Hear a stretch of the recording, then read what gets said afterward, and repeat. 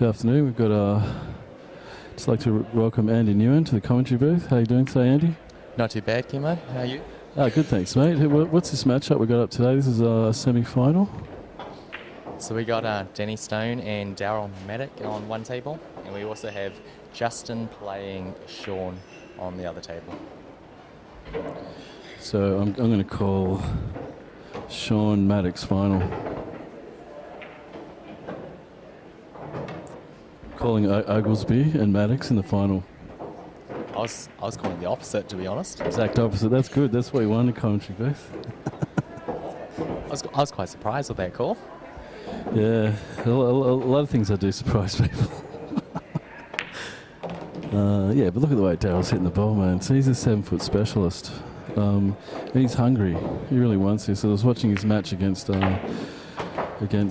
Gav. He came back from a 6-1 down deficit. Wow. I did not watch that match. That's a good comeback. So yeah, he's deadly keen. I find there is the problem with Daryl's game. If the layout's not all straightforward, it can be a bit more difficult for him because I don't find that he's too technical with a lot of his shots. So that's why I'm picking Danny. And he's wearing glasses, and I tried that for the first time today. It didn't go too well for me. It must be difficult for you guys. Got to feel sorry for him. Yeah, normally I don't need glasses to play pool. Well, I thought I didn't, but yeah, obviously there's no light in this place, so it's really hard to focus on the point of the ball that you want to hit. Which ironically is the whole point of what you're trying to do when you're playing pool. You actually got to look at the point on the ball that you want to hit. And that's why I use people say I've got a really long pause, but my pause is relevant to how far away I am from the object ball because I'm just waiting for my eyes to focus. That must be tough. Well, you actually did quite well to get into the last 16. Last 16, yeah? I did well to pot a ball at any stage. If anyone wants to make some donations, Kimmo's looking for some contacts here. Well, I actually had to look into it. I only have to wear one contact because I've got astigmatism in one eye. So I did try it for a while, but yeah, it's weird sticking stuff in your eyes, man. Weird. That absolutely makes... Oh, Pinky. Just a couple of... Just want to see your outlook on this match. Who do you see in the final? Sean's shooting good, but I'd say Danny Justin final. Yeah, so I went with the Oglesby Maddox final. All 4 players are all playing well, to be honest now. Yeah, and 7 footers, it's a great equaliser. To me, it's a bit of a lottery. Like you'd say that Justin's got it over everyone, but I don't know. It's time he lost. What's that? It's time that he lost something. Yeah, that's it. Give us all a go. The rest of us a go. All right, thanks for your insights. Good to see you, Pinky. See you soon. Sean's a great player, but when it comes to the final stages of tournaments, he tends to not play his usual game, and he tends to not deal with the pressure as well as others. Yeah, but sooner or later he's going to do it, and today could be the day, because we all know that he can do it, and Justin probably did that for years as well, until he just got used to the fact that he's just got to be able to play his normal game at any stage of a tournament, which is what we're all trying to do essentially. It's just quiet your mind and not try and look at anything positive or negative. Just play the shot as it is, and that's really what all Justin's doing. That he's getting to those late stages of tournaments, and he's able to do exactly what he does in his first frame in his first shot. He does in his last frame his last shot. And to me, that's really the only difference, because as far as the skill set's concerned, as you say, all these 4 players are up there, except for maybe Maddox, who's, as you say, is an untechnical player. I put myself on the extreme other end of that. I am very technical, and I like getting everything exactly right. So. But that can work against you, because if you can't bring your A game, then you've got to play your B game, and your B game is pretty much what Daryl's doing. Yeah, absolutely. I totally agree with you right there. So it's almost a strength. Yeah. But there is a small step to be able to overcome the pressure from the final stages to get into the finals and to win tournaments. So until you somehow learn or change something about that, then there is a stage where you're just going to make late stages of tournaments but not win it. Because yeah, I've been through that. Like I couldn't get to those, the final stages, and then once you just overcome that, the fear or the negativity, then everything changes. You play more positive, you back your shots, and I think that's the key to getting into the finals for Sean here. Totally agree with you. What do you think of Maddox's grip on his cue?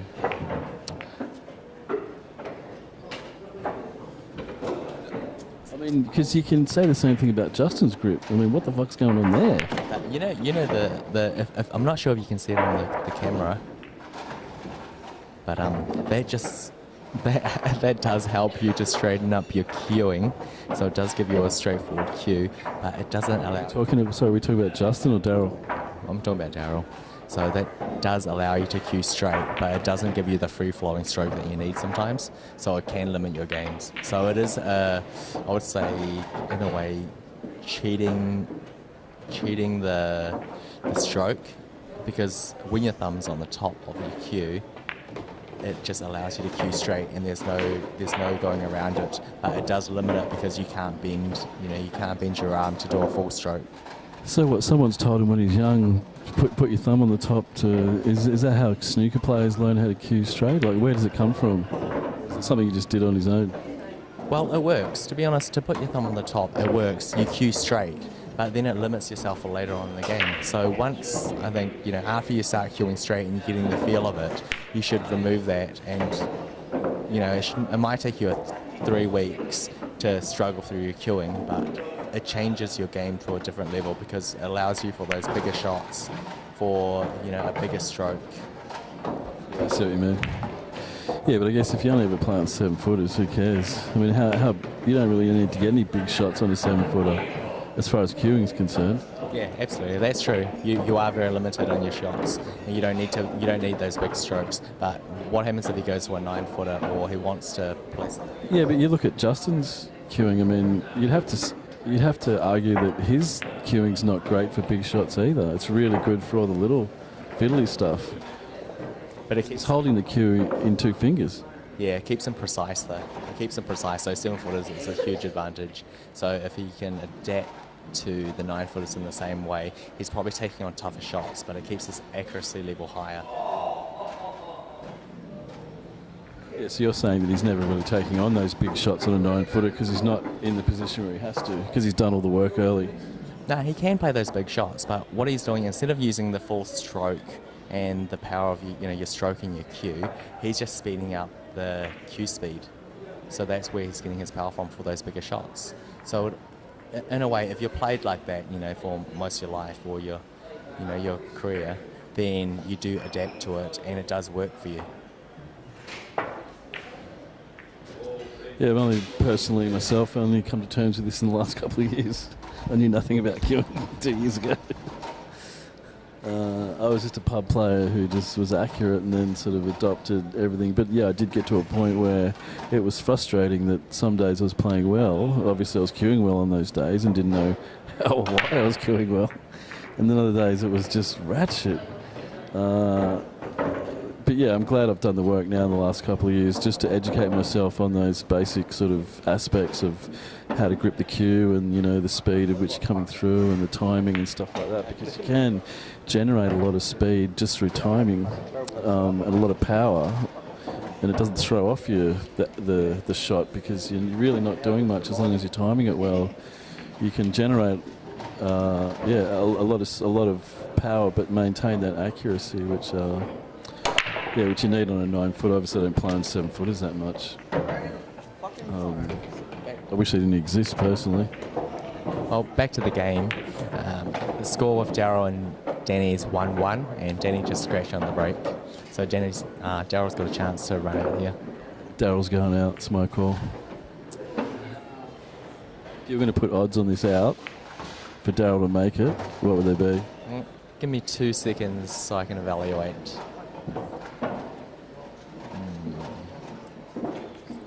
Well, by the looks of it, he takes the 6 and then creates something with the 2 or the 6 now to develop the 7. Then it should be a straightforward out. Yeah, because he needs that 7 out, and he needs it out early because it can be technical. See, the problem with that one there, I would have probably taken it straight away because you have a better chance. Oh, it must be on. Okay, sorry, we have at a very low angle from where we're sitting, so it's hard to tell. That's one good positional shot, and it should be a straightforward out. I put him at 99% to get this out.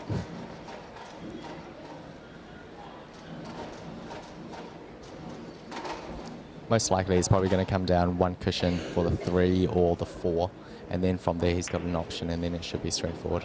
So just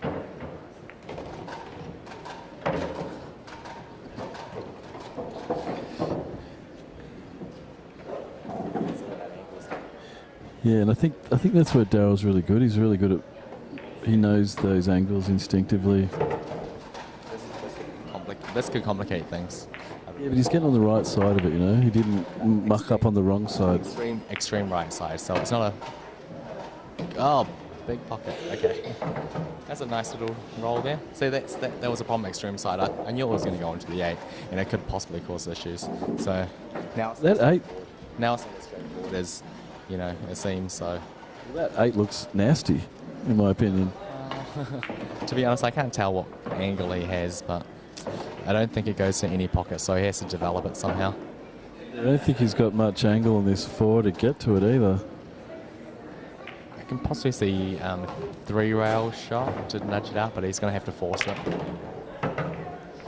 Oh, he's nailed it perfectly. Oh. Look at that, that's beautiful. I would be very happy with that shot. Yeah, but that's what I mean. He plays a lot on these tables, so for me, I probably... he's used to going into, finding that angle. He was pretty confident to find that angle. Yeah, absolutely. There is the angle there, but it still comes down to a bit of luck when you're running into balls. So no matter how good of a player you are, if you're running into balls, then there's always that, slight chance that it could go wrong. Yeah, but I guess if that's your style of play and you're continually doing it, you're slowly building up a database of those shots and how those balls react. So subconsciously, he's probably got a pretty good idea of how that was going to end up, whereas I would never have any idea how that's going to end up because I would never play shots like that. I would have got that out on the first ball. I think I'm in the same boat as you. I think, and usually I like to be in control more than rely on luck or how the balls are going to end up after breaking them in. 2-1 to Daryl. Daryl's break. See how we go here.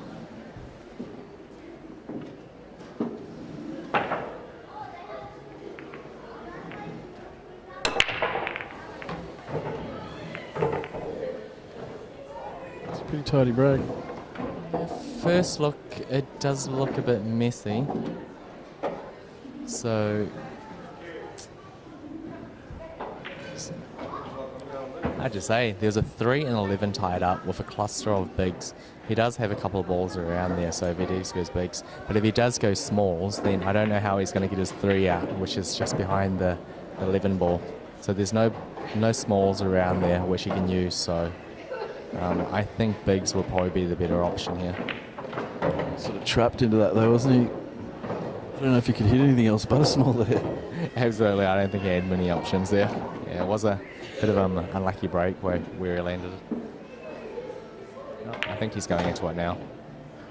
Yeah. I don't know. He's on the 2.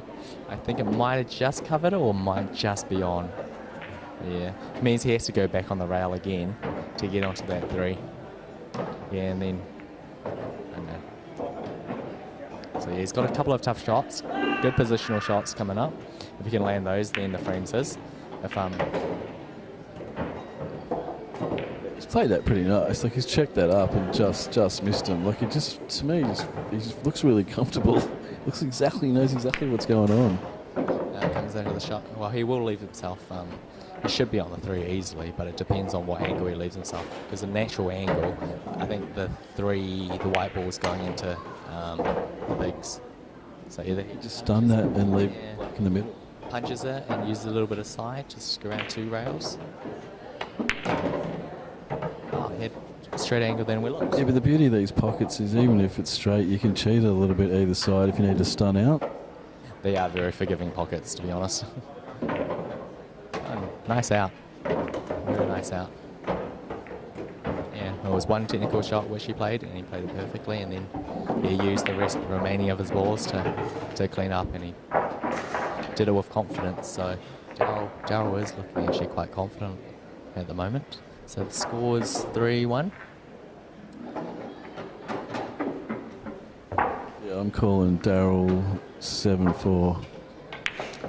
You never know. you can't predict scores. No, but in the next couple of weeks, I've been working on a betting system for pool for last year, so I'm going to release it in the next couple of weeks, and I am trying to work out. The hardest thing for me is I'm not a gambler. I used to work in a TAB, but so I know about odds. I know how it works. I know that if this, you got Danny who's been to the States and he's won numerous state titles, and Daryl, he's won a couple of trips to Vegas. Like, he's a really good 7-footer.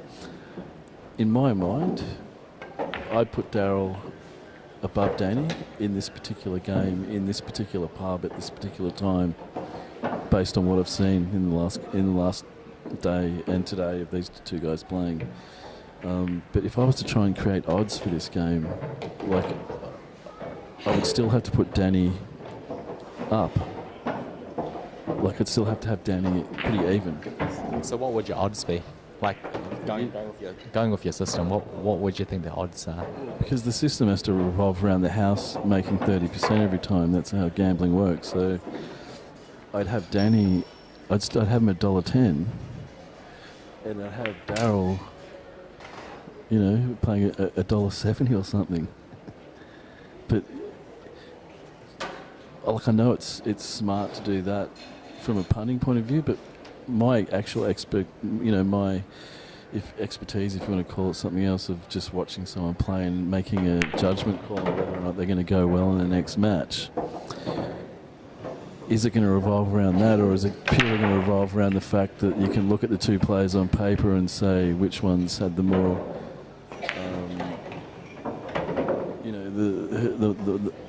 which one of these guys has had more success, I guess. So if you're going to bet on two football teams, the Storm versus, I don't know, the Tigers, you go the Storm, because the Storm won like 7 premierships and Tigers haven't won one from, actually they won one 5 years ago or something, but it all becomes a little bit meaningless if the Storm are having issues and the Tigers are playing really well. It's just as in, like the NRL, there's too many variables to make, a correct, I would say, assumption on how players are going to go. It just really depends on how they start, how their mentality is. So I think your odds... But that's almost the beauty of doing it this way, because it is difficult to call. It's very technical. Yeah, to be honest, Danny's won Aussie title, a couple of states. Yeah, but okay, for instance, I've never won anything except for some pub pool comps. But I've played Danny 9 times, he's only beaten me once in tournaments, so work that out. You must be his, what do they say, kryptonite? Yeah, but I should be, if you're going to bet on any of those matches, you'd bet on Danny, not me. And yet you would have lost every time except for once. What would your odds be on that? Something like 5-1? $5? Well, that's what I'm saying. Like, the next time I played Danny, I'd have to be fairly confident to beat him based on history. But then he beat me the last time we played, so it's really hard to apply. Well, when you think of the concept of giving people start, like playing for money. So let's say I played Danny for money, you'd have to give me start. But so you're always trying to work out start and handicaps, right? But if you run a book on a tournament and you do it consistently for a year or two, it'd be very obvious where everyone stands straight away. Much better than any handicapping system, because it's money. Bullshit walks. It is very technical. I don't think I can get into it any more than that. It's just you just don't know sometimes. Yeah, it's a funny game sometimes. It's a very funny game. So yeah, anyway, I don't think Daryl had any chance of finishing that frame, so he just played the safety. But just see how the splits go here. Any good? I think everything else goes now, so it's just straightforward. Pod and posse. And it should be 3-2. And Danny is a little bit more nervous because he's lost a bit of confidence because Daryl's up 3-1. But see how he handles this.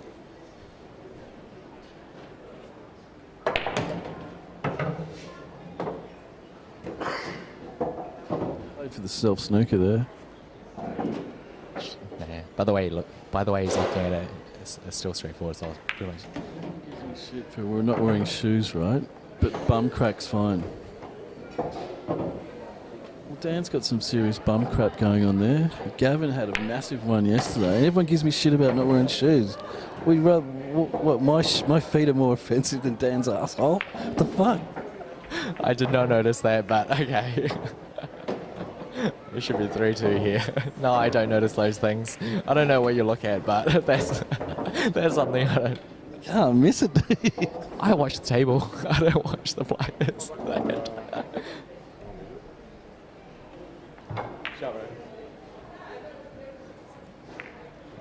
On the other table, I find Sean's just missing these, more standard shots that he doesn't usually miss. I think it's just because of the nerves.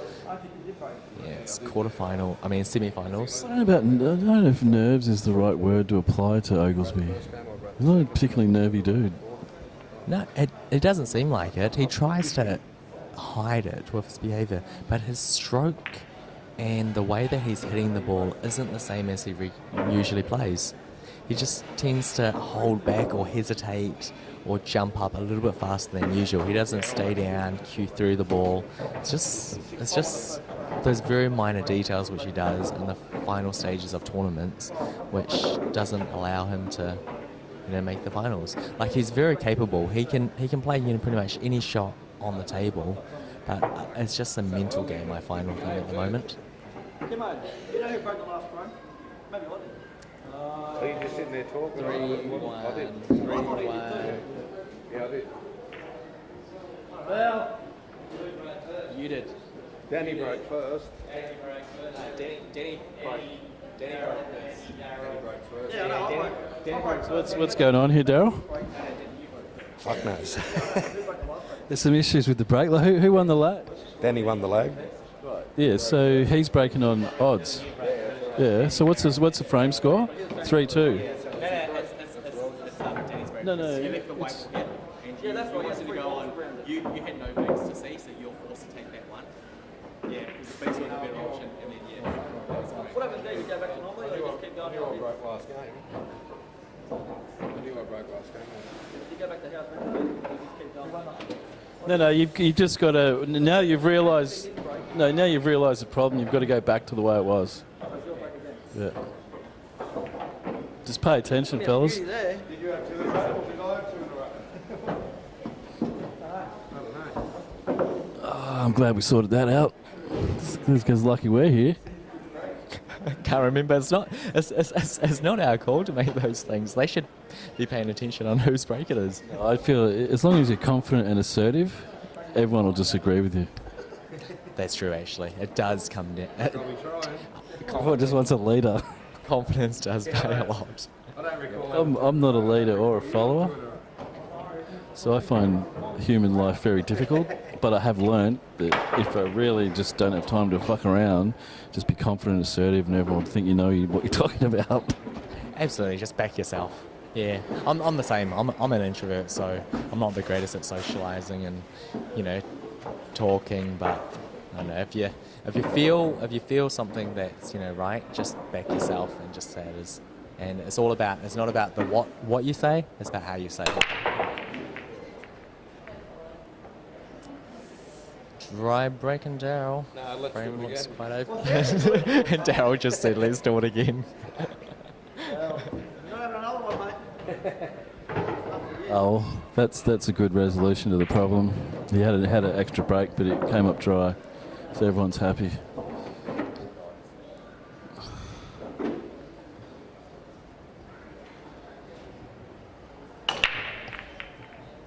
What's the race to, by the way? Semi-finals.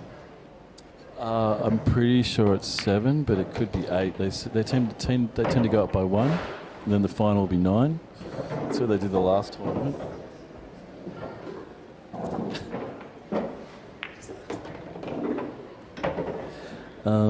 So just looking over at Justin there, he's looking very despondent. He's actually gone red. Now he's looking up at the sky. He's got the grimace, shaking his head.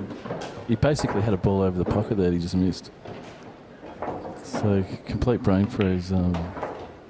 Which is just a queuing, or he's taken his eye off the ball. Pretty much like Oaks just did then. I think he's left a small chance to. He's left it on. I think. I'm not sure. I can't see by the angle that we're sitting at. Well, I'm pretty sure by the looks of it, from where we're sitting, he can see it.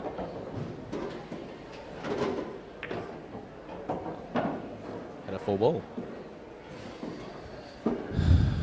Yeah, I'd be surprised if Dan doesn't get out here. He's just got to run through, maybe with a touch aside. Oh no, he's going to go to 12. Probably still have to check this though. Yeah. Not sure. It's a bit too much angle to check it, so you got to use a bit extreme side. Maybe run it off the cushion and into the 5 to hold for his ball, or even go high side. Yeah. Yeah, it's going around it. Oh no! He just clipped it.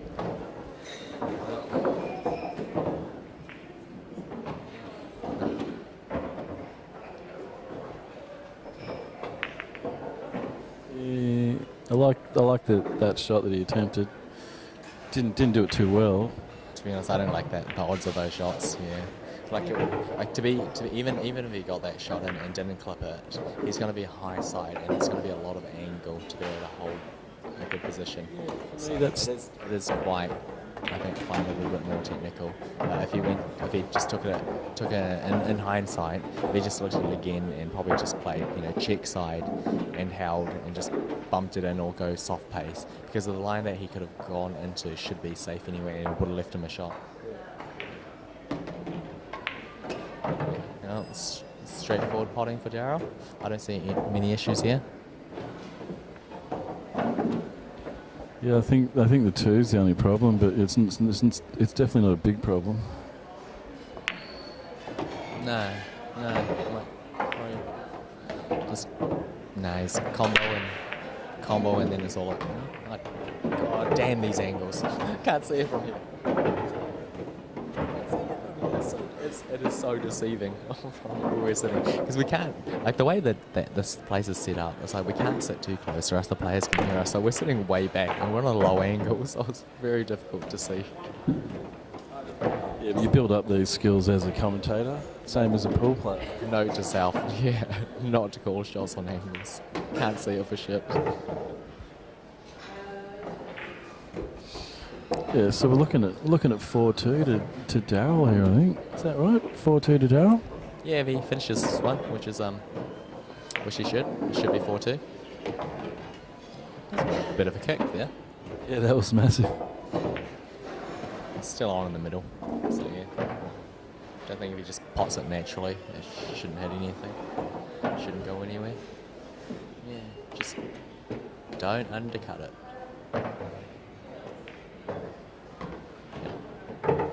Yeah, the beauty of these middle pockets is you only got to get near it. Everything just runs into the middle pocket.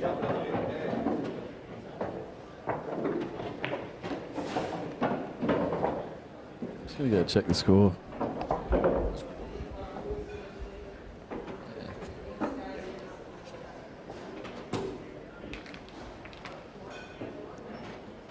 So 4-2 Daryl. Daryl's playing in a good rhythm, so he feels quite comfortable.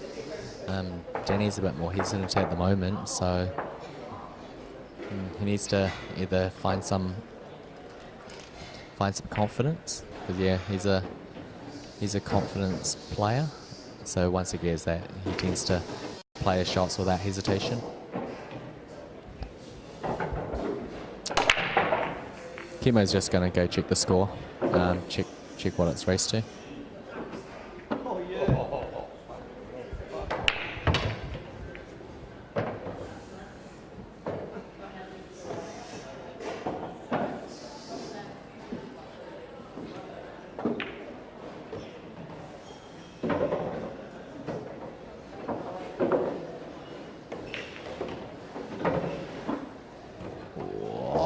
Doesn't look too good. I'm not sure. I'll race to 9. Kimbo said race to 9 semi-finals. So 4-2. So there's still a while to go. Actually, I'll be back in 2 seconds. Just going to check the score of Justin and Sean.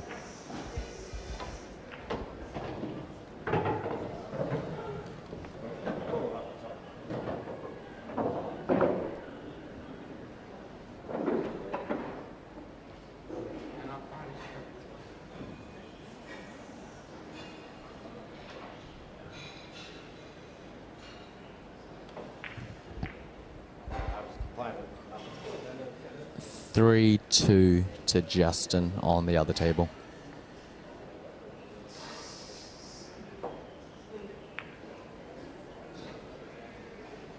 Yeah, Daryl was forced into that shot. He didn't have many options. Yeah.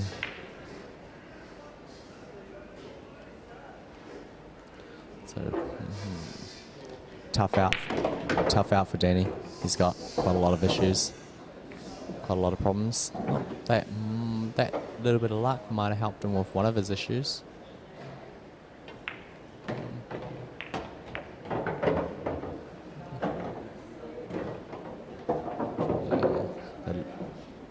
Yeah, 11 and a 12 are tied up. To be honest, I can't see the angle that he has at the moment.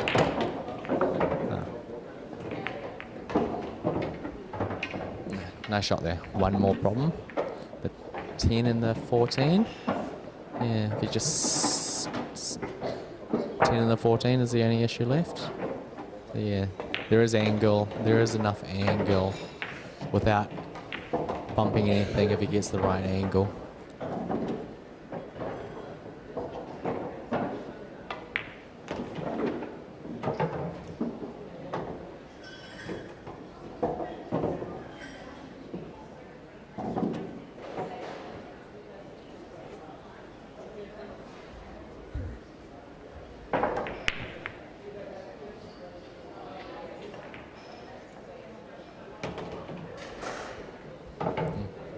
Nice shot, Danny. Yeah, that should bring it down to 4-3. 4-3 and Daryl's break.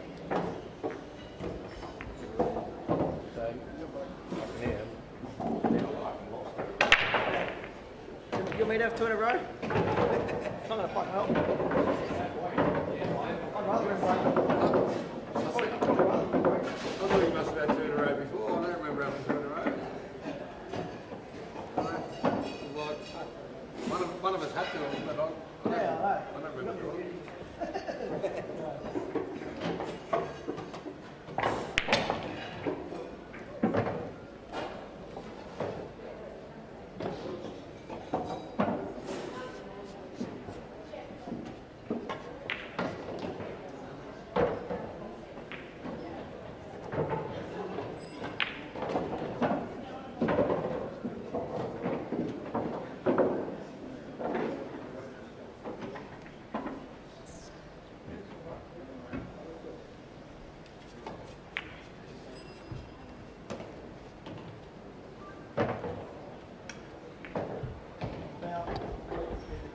Someone's got a pubic hair on it.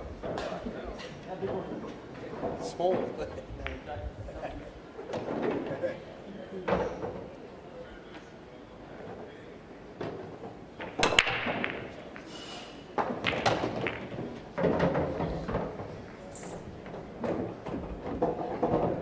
Decent looking break from Daryl.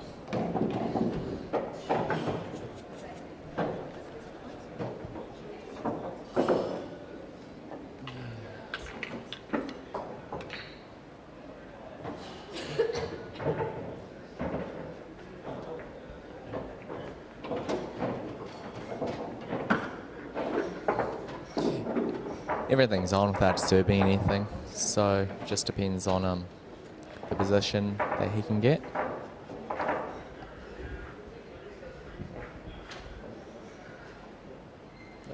Excuse me, phone call.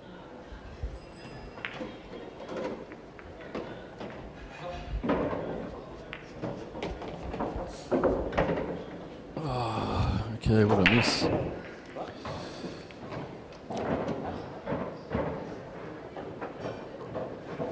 Yeah, I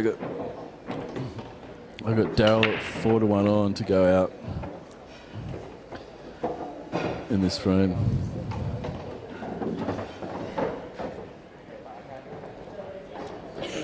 Oh, I'll be taking the 5 first. Oh no, I guess yeah, 5's good position for the black. You get in trouble, mate? No trouble. Just deciding where to have for dinner. Oh, that's a bit unlucky.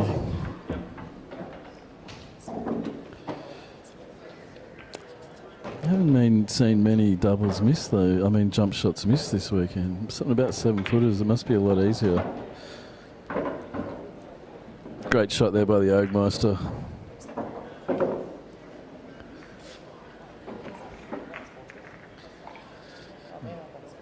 The premonition's coming true. No, I have to apologise. I had the score wrong. I thought Justin was 3-2 up. Sean was actually 3-2 up, so now it's 4-2 to Sean. Well,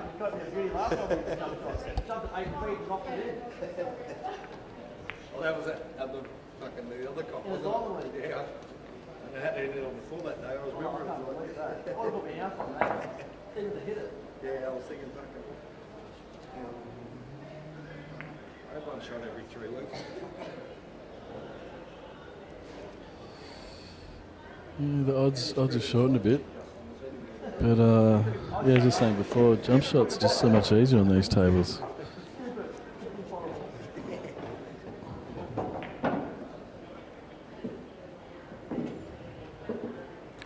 Yeah, everybody wants to have a look at this shot, even the other table's stopped.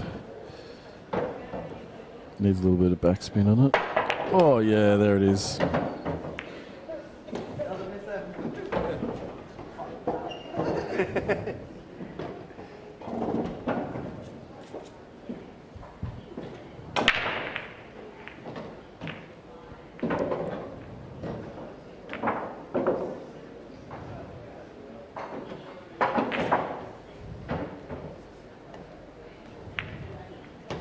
Great shot there on the black.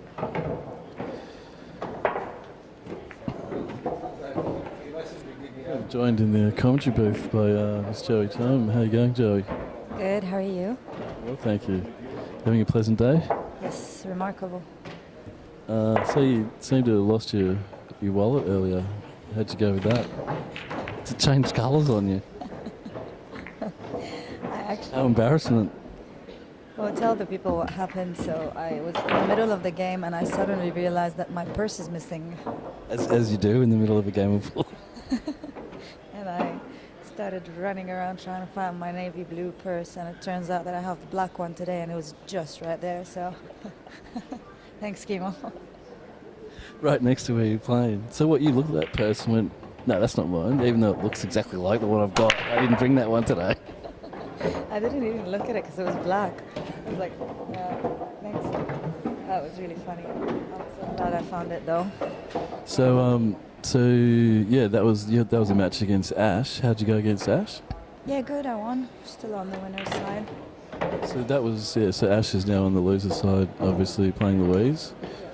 And how'd you rate Ash's game? She's obviously a young two-shot player from Interstate, from ACT.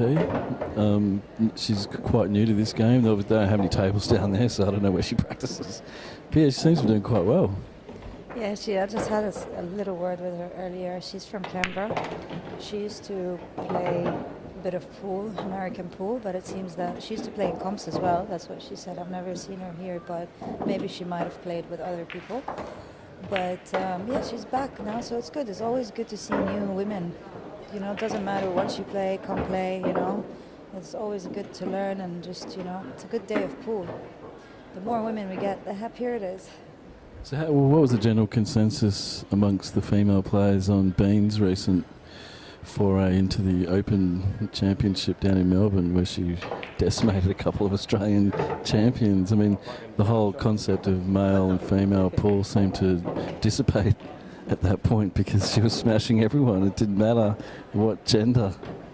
Even though we gave everyone that she beat a whole heap of crap online for losing to a girl, but that was just because it's still funny to do that. But yeah, realistically, there's going to come a time where there won't be a female division, just an Open. You're looking forward to that time? Yeah, I don't think that will ever happen because, you know, you can't compare because you have a lot of less number of women. But about Bean, I need to tell you about Bean. I need to tell everyone. I don't know about other women players what they think because there's just different opinions about it. But I think she's one of the best women players I've ever seen play. It's not only that she's that good, her style, she's actually able to compete and beat men, which is very rare to happen. Not because men cannot beat women, but it's because of the style on the table. She's a very solid player, you know. It's really, I look up to somebody like her. She's a really good player. And it's always good to learn of people like her, especially the girls. If any of the girls are listening to me, you know, Bean is one of the best women players Australia has seen. I think the best. I'm not quite sure if there was any before Bean that actually were able to compete with men to that extent. I can't think of any offhand. But I mean, but sorry, psychologically, from a female perspective, that's a positive thing for all the other girls playing, or is it a little bit daunting? It depends if you're talking from a perspective of women when they play her or just watching her. The women just watching that and or having the realisation that, you know, that could be me, or It's very important. you know, it just seemed to be an empowering thing that she did rather than. That's what women are supposed to be to each other. We're supposed to, you know, empower each other and put each other up. Like when you see a woman playing like Bean, you would want to be there. You would want to get to that point. That's what we do. I mean, personally, I don't know, but personally, I try to play every men tournament I can play, not because women are not better, but because you learn a lot of men as well, especially Australian players. They're really good. You know, we have the levels very high, and you learn of every single game you play against them. And the more practice you do, and you know, to test yourself and see how far you can go in a men's comp is important as well. It's very important, and I think it should be empowering for every woman who watches her play. And if there are women out there who are actually feeling the opposite, that would be disappointing because, you know, she is the best woman player, you know, regardless whatever anybody else says. She should be the reason why you practice harder, and she should be the reason why you want to get to the top, you know? Yeah, well, you want to, every time you play, you want to smash everyone, regardless.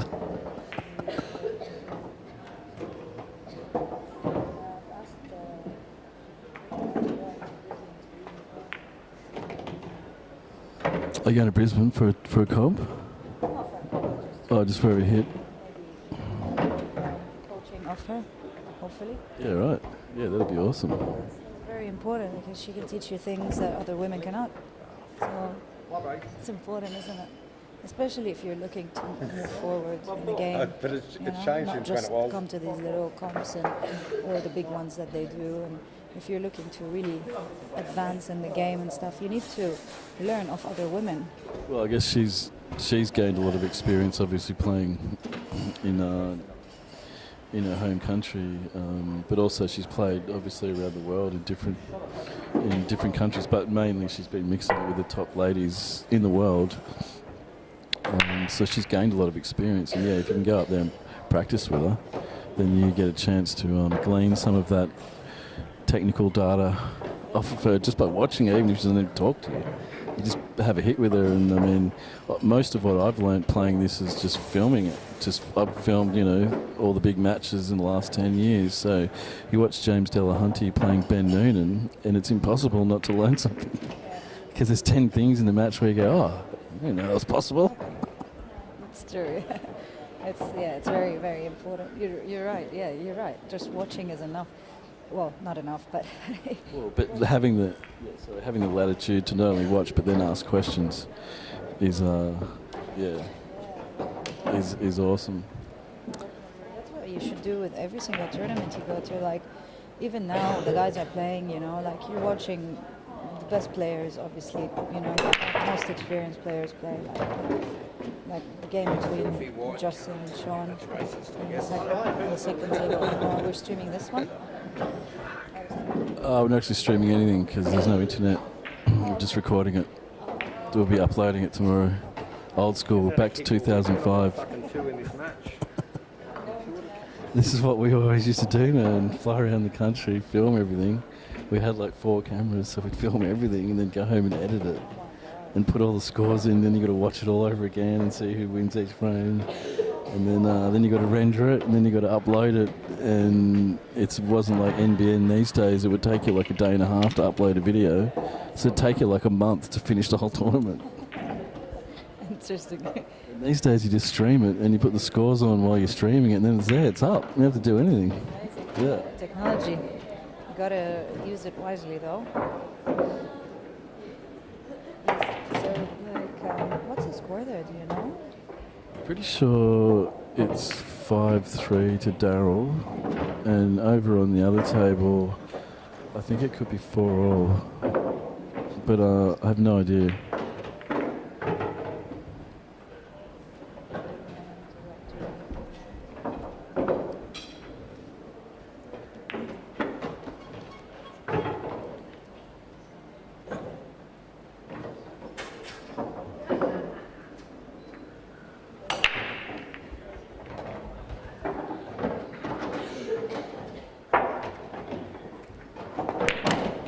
Yeah, I got Deckchair at even odds to go out here. He's got a tricky little cannon here. He's got to make sure that he gets the right contact and lands on the right side of it. Oh, yeah, it was a bit tricky. He really had to hit that and control 2 balls at once. He's pretty much got this frame sealed in a way, though. He's got that top pocket tied up, and Daryl's got a couple of balls around it. Looks like he might be trying to do something. I don't think you can see enough of that 4. That's 4-all, is it? Yeah, it's a 4-all over on the other semi-final table.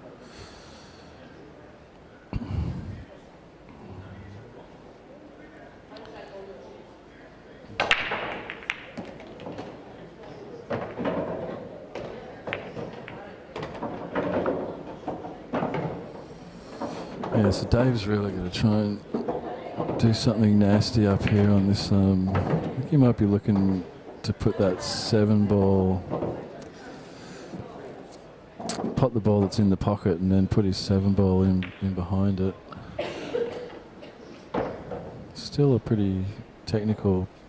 Thank you, Kimo. I'm gonna have to go to my game. Good luck, mate. Bye, guys.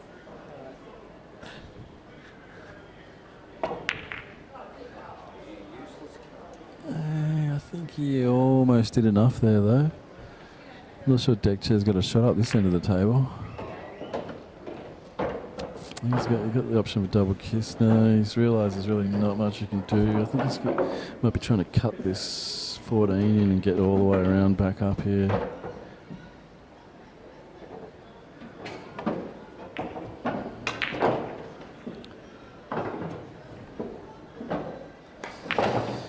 Alright, so Daryl should be able to control the table from here. I wonder if he's going for that 2-ball cut or if he's just going to pot that. Okay, he's going to leave that 2 to last. He might be trying to come back onto the rail right now, put the 2 down the bottom. Looks like he's running through. Oh, okay, yeah, he's going for that 2. Yeah, he seems very comfortable playing either way. He seems to have a really good knowledge of angles of these tables and the best way to go about it, because it is totally different to going about a run out on a 9-footer. Still, he's just getting those those bits of pace right and those angles right on all these balls. So still backing Daryl to take this match out. I think that puts him. Yeah, that puts him on 6. 6-3, Daryl.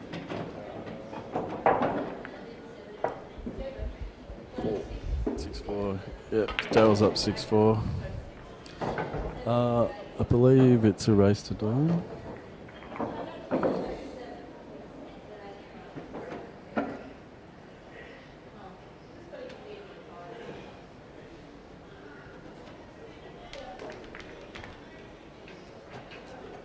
Back on the game and see who fucked the break up, because one of us did. One of us had 2 in a row. Well, it's always both people's fault. For those of you who always have trouble with the break and working out who's on what, the best way to do it is obviously whoever breaks first, who's won the lag, that is an odd number, which is number 1. And obviously if you're the other person that match, excuse me, you'd be breaking on even. So at any point in the match, all you got to do is count the amount of frames and you know whose break it is.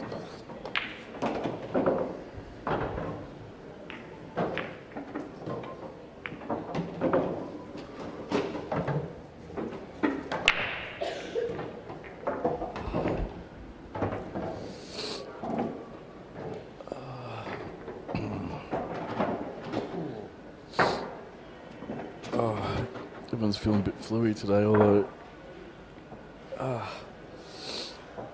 excuse me, I had the had lunch with Miss Annie Kim today. The pleasure of dining with Miss Annie Kim for lunch today. Unfortunately, she's got the flu and she gave it to me, but it's obviously a lot more serious for me because I'm a man. And as we all know, man flu is a lot more dangerous than women flu. Like if I had the flu, I wouldn't be here today, whereas she's here passing it on to unsuspecting men.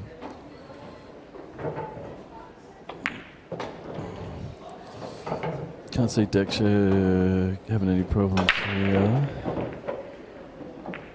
That doesn't roll off, yeah. It's a touch of right hand side. He's on that bottom rail in the black, so at 6-5. Daryl not even bothering about him potting that. I had a frame with Gavin today where he spotted the black and it was a tough shot and he had to cut it, so the white was travelling heaps. And right as it was coming to a stop, I went and picked up the balls because I'm like, well, the frame's over, I'm going to rack up. But the white just kept travelling and there's no way it was going in off in the middle. But these middle pockets changed the direction of the ball that's coming towards it. And he went in off. So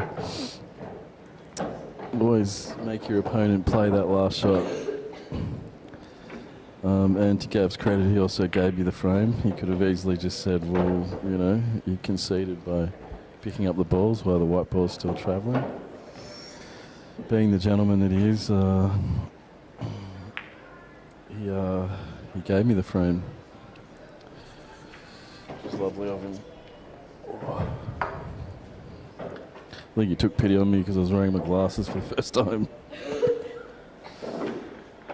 Probably be on the ground, Kat.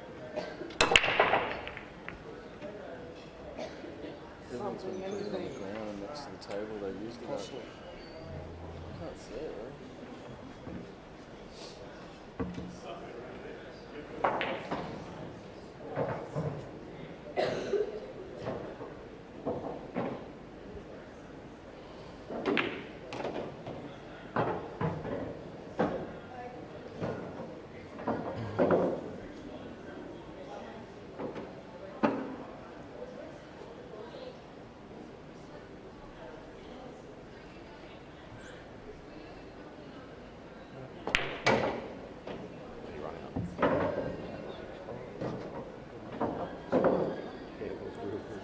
No. Everything was there. And then I'll just drive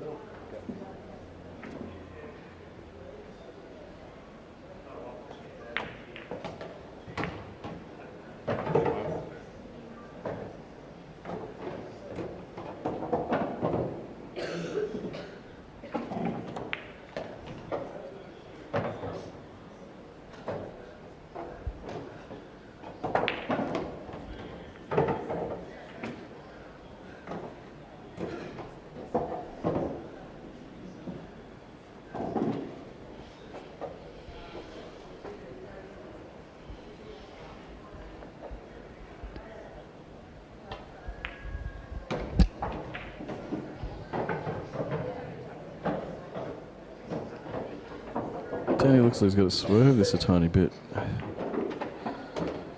Oh, gee, that's unlucky.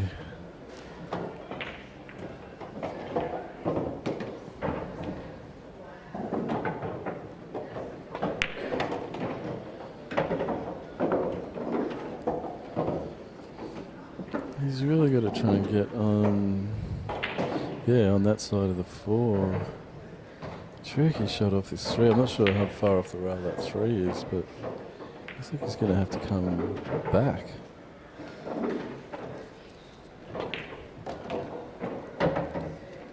He's going to get behind the 9. Oh, I think he's on it. He's done well there to judge that pace. And the side, really, to create that angle. Oh, that 13's just killing it for him. Oh no, he's on it. Alright, so the 6 all.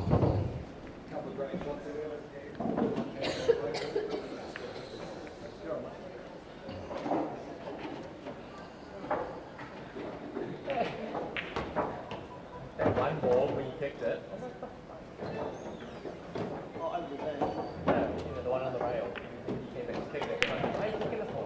I should just stop that play. Why are you kicking it? I think that's like into the one.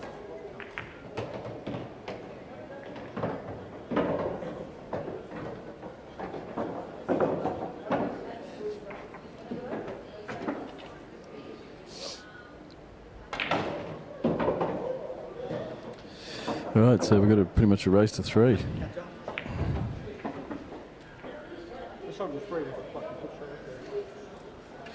Dan.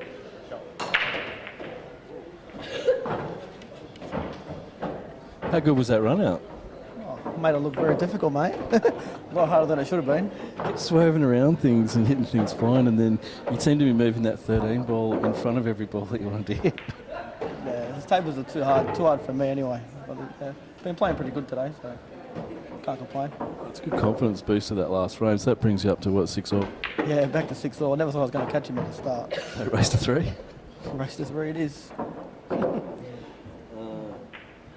And how do you think Daryl's playing? I think he's playing quite well. I've never seen him play before. He's got that really weird cueing action, like with his thumb on the cue. What's going on there? I'm not too sure about the way he holds the cue, but yeah, his game's just really good. Yeah. Even in Vegas, didn't miss a ball all day. Always plays. He was on your team, was he? Yeah. Oh, that's why you guys won. Sure is, mate. It wasn't from me.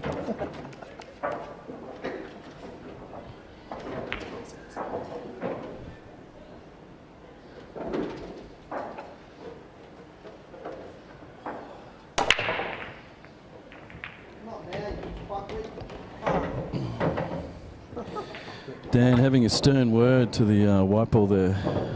Not real. I don't know whether he was talking to the white ball, whether he was talking to himself, but there was a bit of profanity, which sometimes called for.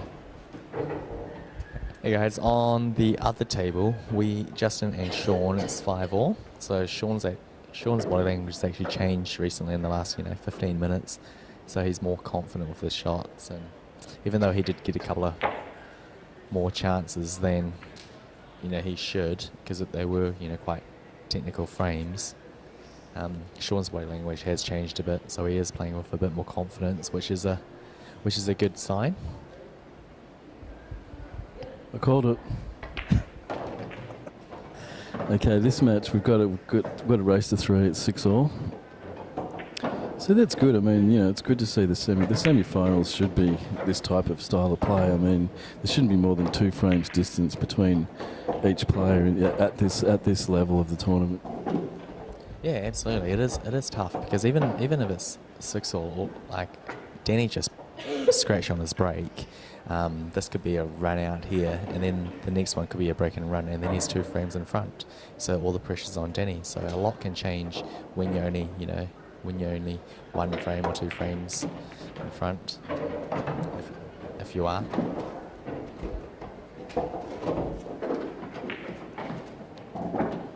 Yeah, I was talking to Dan about Daryl, and I didn't realise Daryl played in their winning team in Vegas, and he said Dan said basically Daryl didn't miss a ball for the whole week. And he was awesome. Danny really rates him. I've of course never seen him play before, and I've called him to win this match. So I think I'm a pool player whisperer, or like a pool seer. Actually, to be honest, the only time I actually see Daryl play is on the 9-footers, and that's when we had the state title, things like that. So I think he struggles a bit more on the 9-footers, but as Kimo said earlier on, his comfort table is the 7-footers, so he is doing very well. Yeah, very high comfort level, and that can really make all the difference. It's just like when you ask a girl out, you know. Your comfort level defines how well the date goes. Married man, not sure. I haven't been on a date for years.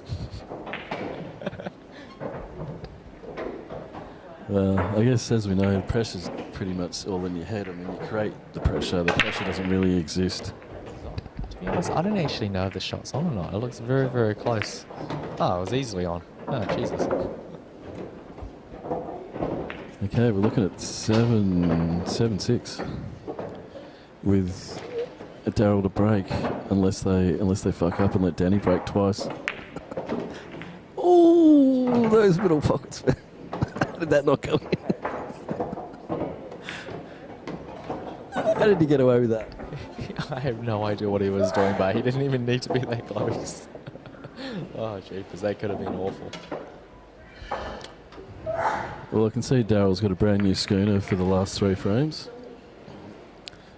So he obviously knows what's required. I notice they're using the cheat rack. How do you feel about cheat racks? Love him. What's cheating about it? Well, it just means you're always going to break and run out. No, it means all the balls are touching to each other, so you have more control. So I don't find anything wrong with that. It's a tighter rack.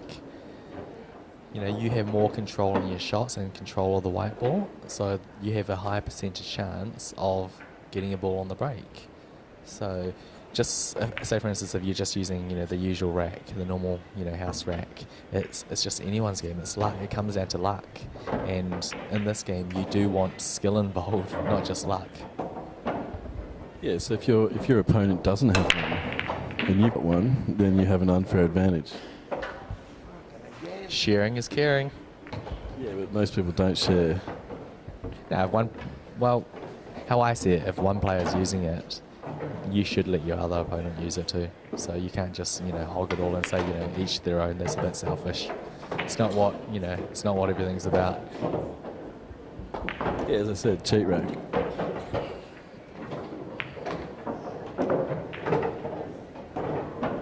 I just think they won't be here in the future because it does control the game too much, and the beauty of this game is the uncontrollable parts about it.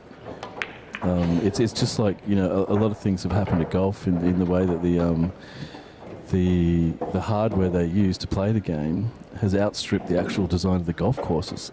Change all the golf courses. Like, it gets ridiculous when it gets to that point. Well, it's just like everything evolves, so you have to adapt to it. So you just can't, you know, expect everything to stay the same. Like, you know, years go past, things change. So just as, you know, pool changes, you have to adapt to the changes. So there's nothing wrong with change.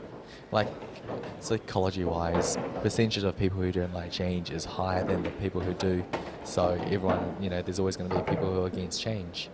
So I find that if you can adapt to change or accept it, then there's nothing wrong with that. This needs a good kiss, and he's got one. And it looks pretty straightforward, so that brings it 7-all. Yeah, just even at the golf courses, like, people's techniques and the clubs have changed, so they can hit it for, you know, a further distance, longer distance. But, you know, you can change things or change the paths even of that course. of that hole. So Limited in what you can do. I mean, there's only so much real estate on a golf course, but if you've suddenly got to extend every hole by 100 yards to make it, because the whole point of designing a golf course is you're trying to make it difficult for the players. You're not trying to make it easy. So a great golf course design. Yeah, but there's not much you can do with a par 3 when. No, but I mean. No, but you design the hole for a 4-iron. You got guys hitting pitching wedges at it these days. I mean, it's just the companies who are selling their equipment are trying to give you an unfair advantage. That's the point. And it gets to the point where if everyone's got the unfair advantage, then it's... I don't see that as unfair, because that means all the standards should be going up. So if you're a new player coming into the game... Yeah, but these are commercial companies that aren't going to share their information with the other companies. So take Formula One, for example. You know, companies, they dominate it for years because they're not giving away the information of how they've got the upper hand. That's why they've invented a whole new F1 thing where everyone has the same car. So it just comes down to the driver's ability. So when I say it's a cheat rack, I'm saying that you have an unfair advantage if you're using it and your opponent's not. But that's the difference. Like, in Formula One, it's usually the company that puts in the most money develops, the best cars. So in pool, one of these racks don't cost that much, so it's not a huge advantage. And all you need to do is to adjust for, the magic rack is just to practice a few breaks with it, and then you can control on what you're doing, and you can raise your percentages of getting a ball down. So it just takes, a good 15-minute practice. It raises your percentage to 100. It's not guaranteed. There's no guarantee. It is guaranteed, and it's meant to not be guaranteed. That's the fun part about the break. But you can see it. It's not guaranteed, even though in 8-ball, even though it's a magic rack, you're not guaranteed to get a ball down all the time. So you've seen the professionals do it. You've seen, okay, one extreme example is they did change the rule in 9-ball because on a 9-ball, on a 9-foot, they used to, but you can, and then they had to change that. They did the 3-point rule, and then because soft breaks were too easy to get a ball down and control, where all the balls go. So. And that's what I like about the World Pool thing that what's his name's doing, World Pool Series. Appleton runs that World Pool Series in America. Sorry, I don't keep up with that. You should check it out because they've got some really good. They've changed a couple of the rules to make it a lot more difficult, and you just go watch one of the matches, and they don't use magic racks, and also in the world titles they don't use magic racks. So I think they're trying to add, because if you add that element of you can't, it's not always going to be the same every time, it makes it more interesting for the spectator. And for me, it makes it more interesting to play. If I'm using a magic rack on these tables, I guarantee I get a ball off every single break. I was using one today, and I do have quite a big break, and I wasn't getting a ball every time. Yeah, well, the trick is to not smash it. With a magic rack, you just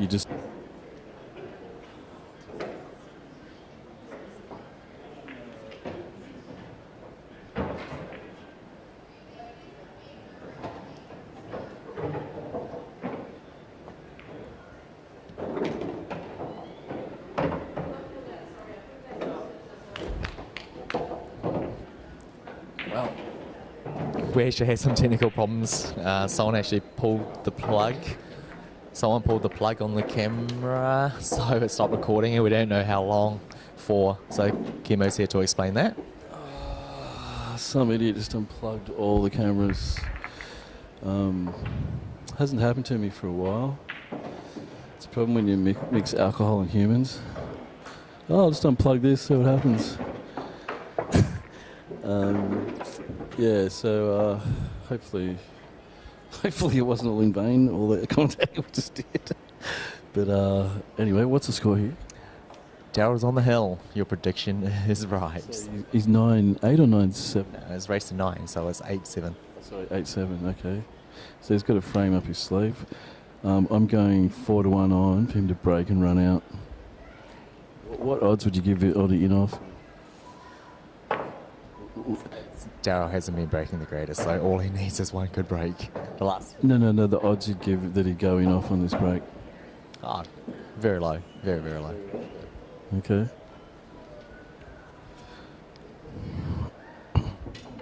I think because of the more recent breaks, what he's done. What he's done, so he's going to control the white ball a little bit better. So the only way he's going to get it off if it gets kicked or something like that. Oh, actually, nearly commentator's curse. Anyway, ball down, a few issues around. So Going in 3 times. there is a chance. I don't think Chemo saw it, but yeah. What was your odds? It was like a 3-second thing. Ah. Look at that, maybe 2 and a bit. Was it you? Yeah, Was it you, Gemma? But it wasn't What did me, you because do? the person who plugged it in the first place plugged it in around somebody's Q case. So, who's the idiot now? What the Q case? The Q case dropped and knocked it out. It was like a Q case and the strap was around the plug. Okay. What you do? Unplug it around it. Anyway, it's happened now. Anyway, there we go. Sorry, everyone. That's what happens when you mix alcohol and humans. I'm 100% to blame. I have no understanding of how electricity works. I just thought that if you unplugged it, plugged it straight back in again, it'll be okay. Anyway, back to the match. So Gemma was pretty much odds on there to unplug all the cameras, regardless of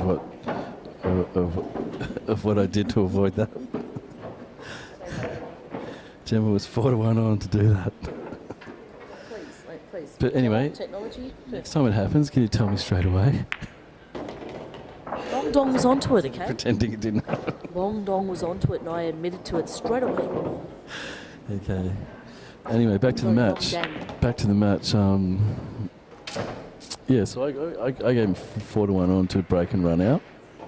I thought that was for the scratch or the break, which he nearly did. I was asking you what you thought the odds were for him scratching.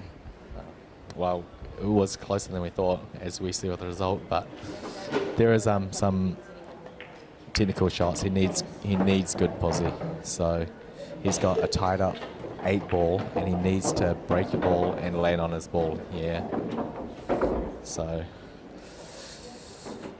well, as Chemo said earlier on, Daryl does have these situations a lot often than some other players. Like, he doesn't tend to, open them up early. He tends to leave them a little bit later on, so it can go either way. So I don't know.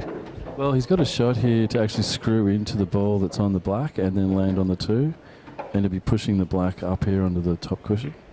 Yeah, he does have that shot, but he can't. If he hits it full ball, he has to hit it with some power as well, or else it's just going to move it. It's just going to stop there. If it just stops there, he's going to double the 2, and then get posse on the 8 ball as well. So I don't think he's going for it, to be honest. He's doing something else. Snooping himself. I have no idea what he was actually going to try to do. He was going to go, He was but the angle that he wants to. It's just I find leaving problems last is one of the worst things that you can do, because so much can go wrong. But if you break him out early, then you've got other balls to work with to recover and things like that. So now Daryl's just handed it back to Danny, so he's got pretty much one problem with a whole bunch of balls all around it. So yeah, I think it's going to be a hill match for sure. Yeah, so he's caught it in that corner, but even if he knocks this in, he's not going to be on the black. I mean, the black's in all sorts of trouble. The only thing you got going for you when the black's surrounded by balls is you've got a couple of options with different types of shots to go off things. And that's about it.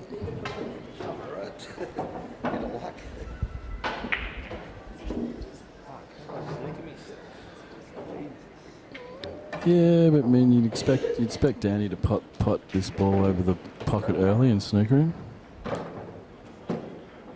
Not sure. Like, I can't say what some players are thinking. So there are some problems. So he does have advantage on the table because he's on the table. So he does have a lot more options than what, Daryl's just playing the waiting game at the moment, waiting for his small opportunity. Yeah, I guess it's got a lot of coverage either way. Dan's taking this pretty seriously though, because his opponent's on the hill, and as Dan was saying before, they've played together in Vegas. Dan knows what he's capable of, so Dan just does not want to let him back at the table no matter what. Dan's really got to have a look at potting this 2. He's got to take this 2 away from him. Can't afford to leave that up because He can leave it, but it's, you can use the rails and use the cushions to kick it in. But even if he pots the 2, he has to make sure that he gets it safe. So, where that 8 ball is at the moment, to get it safe, you have to play a good shot as well. So there are, a lot of things against you. yeah, well, Dan's backing himself. Not sure what the idea was there. Oh, he was just trying to get under that in the middle. Not sure what his strategy is here. Yeah.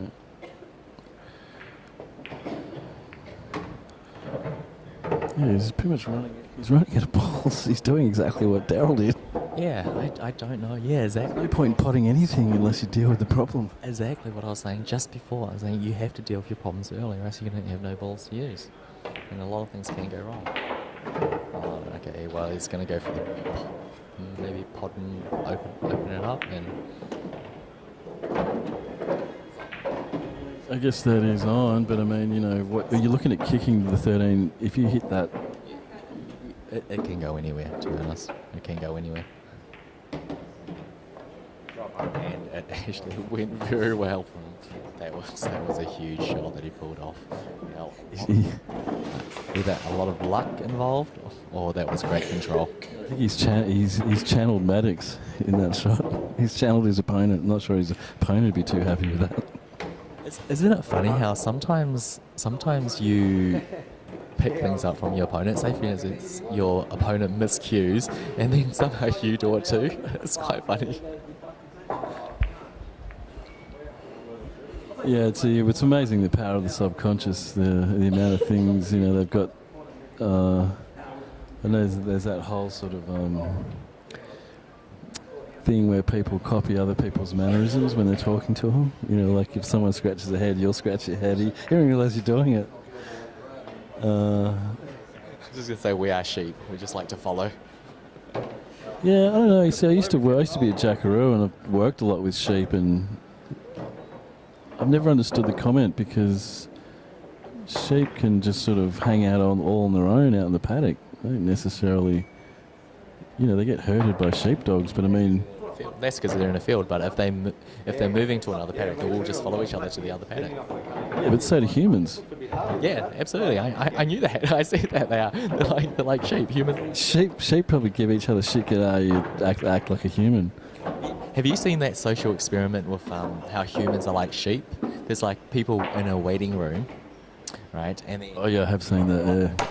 And they all the one keep doing something really weird, and then the poor chick at the end goes, "All right, I must have to do that." yeah. It's really weird though. It's some fucked up thing that she does. It's what people do. They just follow. They just see what's happening around them, and they just follow it. Well, I used to get into a lot of trouble when I was a young kid socially because I didn't do that. So yeah, it doesn't really affect me the same way it does other humans. This looks very straightforward for Danny. I don't see any issues here. So, in fact, my family call me the black sheep of the family. Does that mean it's because I don't do what they tell me to do? I never understood that either. It's like, so I'm black and you guys are white. I still don't get it. We're all sheep. You know what they say about the stubborn one in the family or the different one in the family? They tend to be the most successful out of the family. It depends on what you mean by success, really. Well, if you Hitler was successful. So was Stalin. He just turned his success the wrong way. So was Manson. I mean, it depends how you want to quantify success, but I didn't quite fit into my family's position on what success was. I don't think. I think that's what they meant by black sheep. I'm the only person in my family who's never won an award. Oh, that's not true. I did win a Logie one year because I was an executive producer or something. Oh, wow. Associate producer. So. Congratulations. I did not know that. But it wasn't really my Logie. And let's face it, who gives a fuck about Logies? Back to Paul. The last shot he left on was a little bit tricky, so he had to hold for it. If he was straighter on this other ball, this would make it a lot more straightforward. So now he has to... You get on the other side of the 9 or just play with a shitload of side? No, I think he'll hold it. He'll hold it or a little bit aside just to be straighter because he needs to go up. Yeah, he needs to play the 8 in that corner or the middle. For a little pocket cheaty.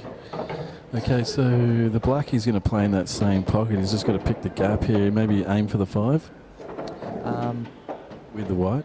To be honest, I can't see his angles. So it's either he's going to use a little bit of right-hand side to go 2 cushions and around into that gap, or he's going to pick the gap and just go straight up and down. I was thinking 1 cushion, but aim for the 5. Yeah, 1 cushion with a little bit of right-hand side, and then, yeah, if you go that way, 1 cushion, then you've got less chance of snookering yourself.